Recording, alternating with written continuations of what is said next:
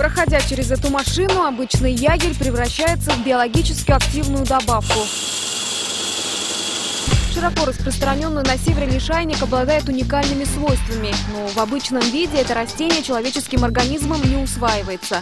С помощью механоактивации, или говоря проще, помола, достигается нужный эффект. Сфер применения продукции лаборатории множество.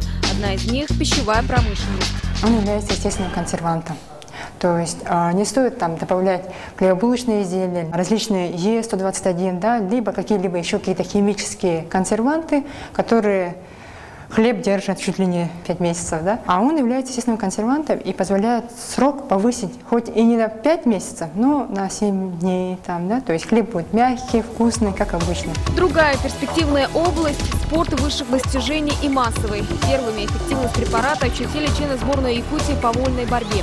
Сам биопрепарат прошел антидопинговый контроль по контракту между Северо-Восточным федеральным университетом и Всероссийским научным центром физической культуры и спорта в Москве на российской сборной по единоборствам, по результатам которого данный биопрепарат можно использовать в спорте массовом, в спорте высших достижений без каких-либо ограничений.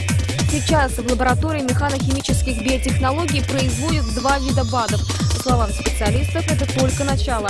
Доступное сырье и незатратное производство – главные плюсы переработки ягеля. Наша продукция является энергоэффективной, малозатратной, безжидкостной.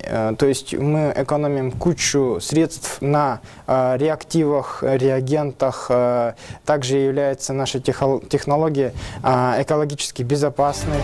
До конца года еще 2 препарата должны получить государственную регистрацию. Ну а сейчас популярными могут стать биодобавки, которые помогают в борьбе с туберкулезом и сахарным диабетом 2-го типа. Совместные исследования с медиками дают возможность говорить о больших перспективах.